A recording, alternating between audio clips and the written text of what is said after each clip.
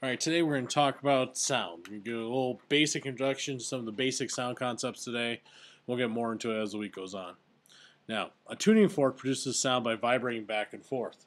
So, a tuning fork moves side to side. Each side moves back and forth, causing particles to become compressed and then spread out. So, as it goes to the side, it's going to cause a lot of compression. And then as it goes, spreads out, and then compression, and then spread out, then compression. So as it's moving back and forth from left to right, it'll cause some parts to compress, some parts to spread out. Now, we call those compressed parts compression, spread out parts rarefaction. That's a term to know for today, rarefaction.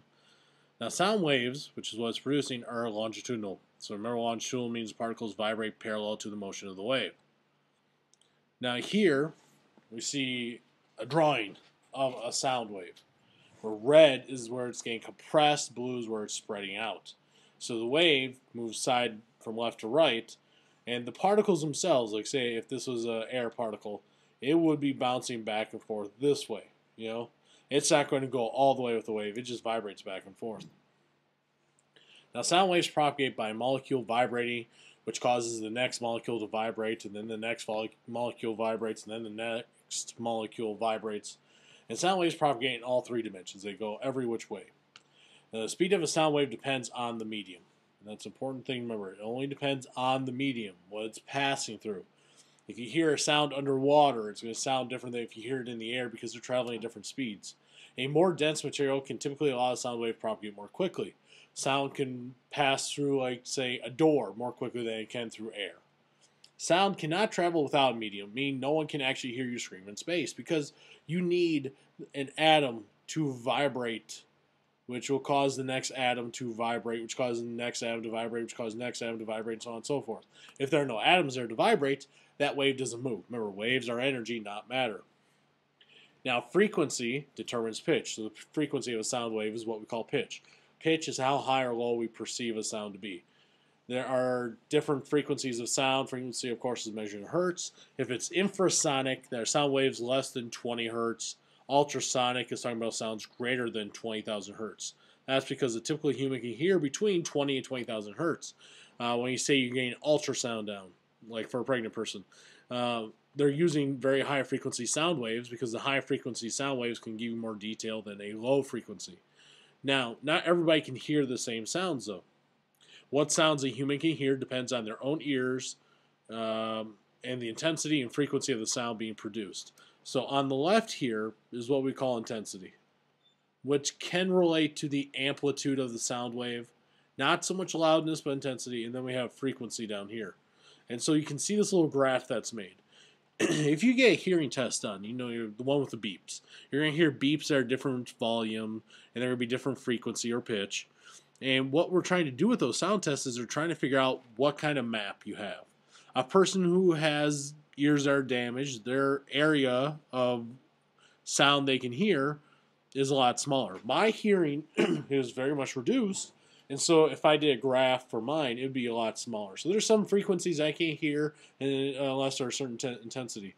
Now, anything above this point, above the top point here, will typically cause pain.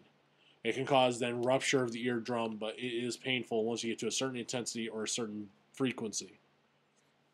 Now, how does the human ear work? How do we hear? Well, the human ear operates by sensing pressure variations above and below atmospheric pressure.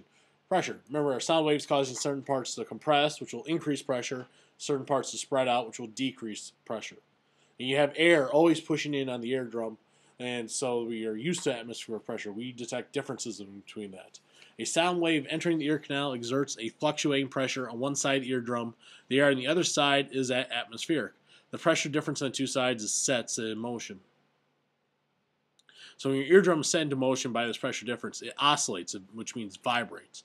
Oscillates just means vibrates back and forth, which in turn causes oscillation of three tiny bones, the hammer, the anvil, and the stirrup, in the middle ear. The oscillation is finally transmitted to the fluid-filled inner ear. The motion of the fluid disturbs hair cells within the inner ear, which transmit nerve impulses to the brain, and that's how we detect sound. So there's a lot of places in here for problems to occur, but it's because the vibrations are causing the eardrum, the tympanic membrane, and that vibrates and it causes vibrations to travel through. And eventually certain nerve impulses, which are electrical, to the brain. Now, a couple interesting things with frequency, with sound, is one is the Doppler effect. It's a frequency shift that is a result of relative motion between the source of the waves and the observer. So what's producing the sound and what's hearing the sound. If the source appears to come towards you, the sound becomes higher pitched because the frequency will go up. And now if you see in this picture here, the red dot is what's producing the sound. And the arrow here is showing the direction, so it's moving from left to right. Now, it'll produce a sound wave, and then it'll produce another sound wave, and then it'll produce another sound wave. The frequency is how often it produces that wave. But if it moves closer to you each time, and that means that the sound waves are going to kind of build up in front, so they're going to appear to be closer together. Whereas behind the source, it's going to produce a sound wave, it's going to travel away, and then it's going to produce another one once it also moved away. So the distances between like the peaks gets farther away behind, they're close together in front. So if you're in front of this and it's coming towards you, it's going to appear to be higher pitched than it normally would, away from you lower pitched. So if you ever hear a cop car coming towards you, hopefully not chasing you, you will actually hear a difference in the pitch or the frequency of the sound as it's coming towards you and when it's going away. Now another very interesting thing is called resonance, and we're going to talk about this in much more detail. It is a condition that exists when the frequency of the force applied to a system matches the natural frequency of vibration of that system. For example, let's say we had a wine glass. And this is actually a very famous little experiment here. So I had a wine glass, and then I have a speaker. So here's my speaker here, and there's my wine glass. I could actually create a sound wave that matches the natural frequency at which this glass will vibrate. So if I hit the glass, it's going to vibrate, and it's going to have a certain frequency to that. Now, if I produce a sound wave that matches that, it's kind of like pushing somebody on a swing.